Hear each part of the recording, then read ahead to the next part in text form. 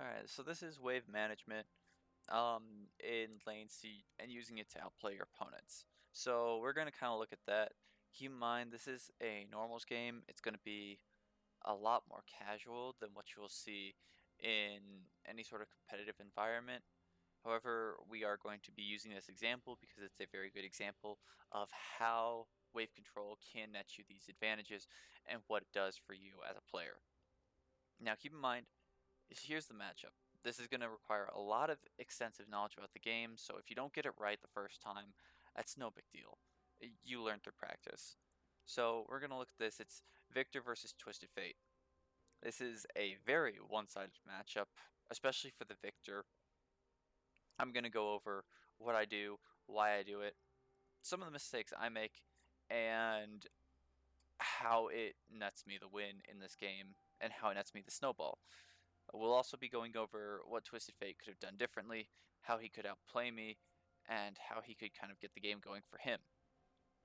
So, like I said on the Reddit thread, there are a couple big questions I have to ask before I go into this. One, am I stronger than Twisted Fate? Now, if you look at Victor's kit, when it comes to these poke matchups, I'm going to win every single one of them because I have a shield that makes sure that I don't take damage or as much damage as he's going to be taking.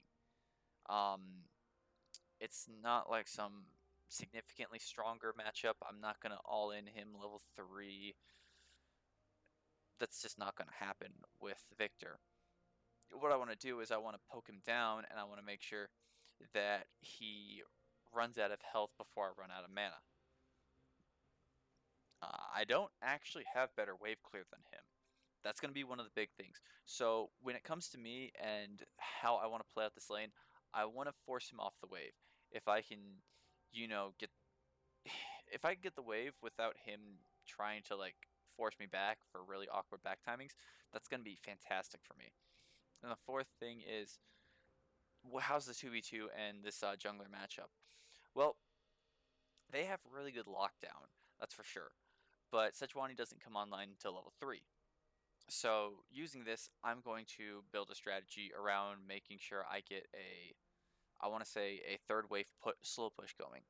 And what that means is I'm going to get a slow push going, I'm going to get a couple more minions on my side, and I'm going to kind of run over Twisted Fate using that. If I can get that going, then I can ward out, I can look for whatever, and I can control the tempo of the lane. So we'll watch kind of how that happens in this laning phase. I would check for invades right there. That's nothing important. Okay, so I go into lane, and I immediately start autoing the wave. And this is because I want to make sure that I have this minion advantage on my side. If I can get this minion advantage, then I can harass him whenever he goes in for these traits. I realized that right there, I'm not going to be able to get the Q auto off on him, so I'm just going to kind of leave it be. Victor Q, like I said, you're trying to make sure that you burn their health before you run out of mana. And like your E is really inefficient for that. Like early on, what really determines it is how many Q autos you can get. Because if you look at the Death Ray, the Death Ray is going to be 70 mana for 90 damage. But if you look at the Q, it's 45 for 64 damage. But if I get the auto attack as well, that's another 90 damage right there. So this 90 damage on the auto attack versus this 90 damage on the death ray, that's huge. That's really, really good for me. So I'm going to be trying to make sure that I can hit both parts of that when I go in for these trades. Sorry, the client's really buggy. So this is where I actually throw my first Q, because I know that due to these minions not being nearly as obnoxious as the melee minions, I can walk up and I can just harass them.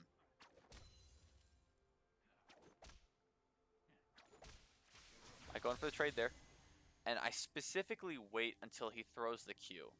And the reason I do that is because now he takes the full brunt of my Q, but I don't get any of the damage from the stun card. So I have effectively won this trade, and I can continue this push.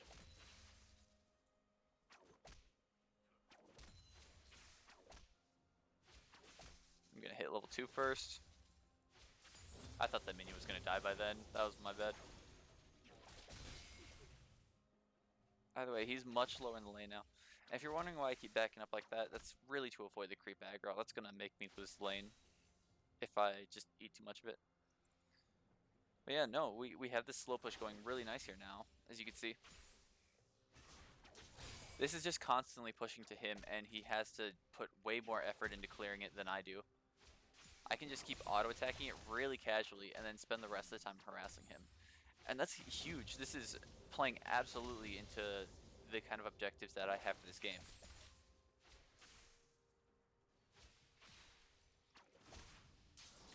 Let's go over this this specific wave right here. If you notice, he has to throw 2 Qs to match the same wave clear as me hitting just the caster minions with the E. So look, he throws the red card right there. 1 Q. I get the E onto these 2 casters and this cannon minion.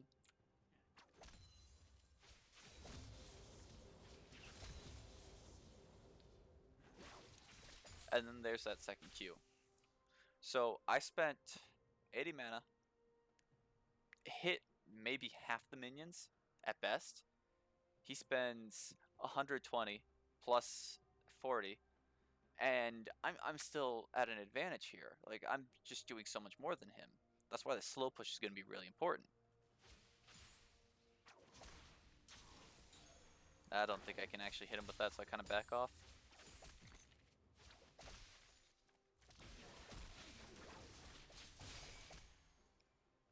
At this point, I'm not scared of him, and so I can really walk in for any trade I want.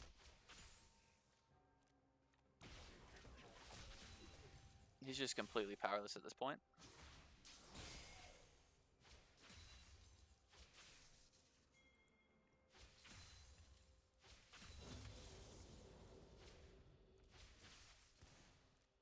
And so now, one of the big things I'm doing is I notice that he wants to back. So I'm gonna, since I'm so far ahead in HP, I'm going to take a bad trade right there, just to make sure that he moves out of the way. Because I want him to stay in this lane. This is so bad for him that just having him stay here is helping me win even harder. I somehow miss, I'm bad. But now, take a look at the waves, because this is going to be one of the most important things. Even though, like, I don't want him to back, I also want to start backing. I'm pretty low on mana myself. And so I see this as a cannon wave, I'm like, this is a really, really good time to back. This is a bit of a mistake on my part, because I get really greedy with my back spot, and yeah. But I'm like, that's okay. He wants to back here as well, so I could just keep harassing him. Now keep in mind, this was the big mistake I did make. That should have been a back timing for me. Because it wasn't though, I end up getting ganked right here. And now keep in mind, here's the thing. This is a really big turning point in the game. And this is like a really big moment that could define the lane. Because of all these small choices that I made early on that really worked to outplay him, this is going to end up in my favor. So we look at this. She comes in for the gank. I really didn't expect the flash there. I wasn't sure what to expect. But he gets me. And then Vi comes in for the double kill. Now, this is what I mean when I say these small choices impact really what happens. If Twisted Fate was any higher in HP, he could have walked up so much sooner and stunned me, and I would probably be dead. If he was better at managing the wave, he could have based earlier and gotten a Ruby Crystal, and then I would have just never been able to kill him.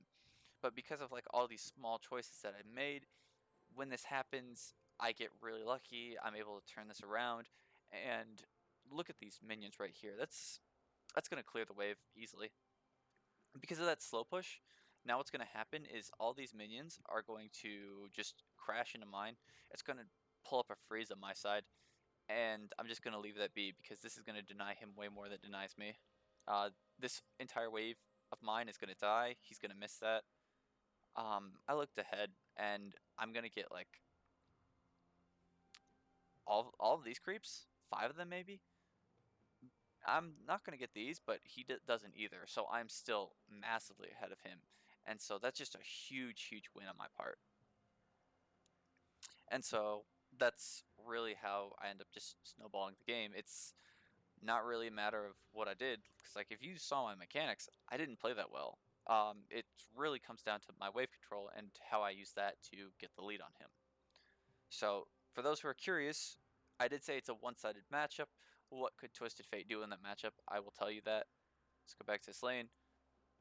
Now keep in mind, one of the things I did point out is that even though Victor is stronger at doing these trades that Twisted Fate likes to do with the poke, um, there is one thing that Twisted Fate does have that Victor can't compete with in the early game, and that is going to be the wave clear.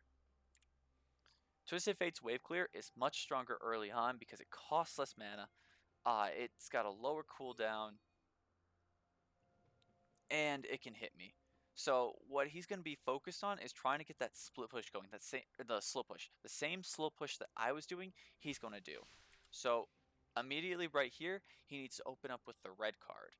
And what this does is it puts the lane in my favor. He does about, I want to say, 5 auto attacks worth of damage, and versus my 1, like I can't clear these minions because I've started Q. So there's no way for me to compete with that. Even if like 5 auto attacks seems insignificant, it really starts to build up, especially once you get to like the second and the third wave. This if he had done this, then we kind of get to see what happens reflected in the way that I'm able to play the lane as well. He's able to continue pushing the wave out. He's able to... He doesn't even need to harass me, because the thing is, Twisted Fate needs to get to level 6. And then once he does, he's never in the lane. He's able to snowball, and he gets like, I want to say 3 kills on my team, just off snowballs that I can't respond to. And so we see his push going right here. Now, it's fine if he gets poked down because he has the corrupting potion. That's the big thing. But if he had that slow push going, then he would just get poked down and he'd still be winning for it because I would have to burn so much more mana.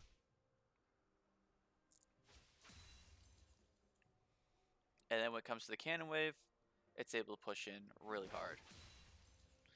It's like I wouldn't be able to compete with this, and this would crash. And now if he had TP, this would work really well because he could go back, he could get a ruby crystal. I'm already down like almost to half my mana. I'd never be able to kill him again. It's like he'd get to 6 really safely. I'd be really unable to do anything there. I can't like push the lane out properly. So as he would just be like too high health and continue pushing me in, I wouldn't be able to trade with him that well, and I'd basically just be sitting there waiting for the 400 AP spike, because that's when Riot thinks Victor should be relevant. But no complaints here. Anyways, so he goes back after this wave. He picks up a ruby crystal. He's no longer able to be killed by me, and then he gets to set this lane in his favor. He's got the priority, and he really gets to decide the pace of the lane. It's his tempo. The other thing is that like the slow push, even if he didn't want it back, if he got the slow push, he could take it and he could bounce it into my tower. It would reflect back, and then by that time, he'd be able to get the sedge. And if we saw the gank, that sedge is really scary for me. But if he's like higher HP, he's got better control of the lane, that would be a definite kill. So that's kind of how you outplay your opponent through lane mechanics. If you have any questions, feel free to ask in the comments below. Happy to answer. And again, this is really all, like, this is the core of League. If you want to get good at any one thing, this is the one thing that I would recommend you do. It's so much more important. It's got so many more valuable things that you can learn to do to really just take control of games, and honestly, it's probably one of the most important aspects. So, good luck with your games, and I really hope you put this to good use.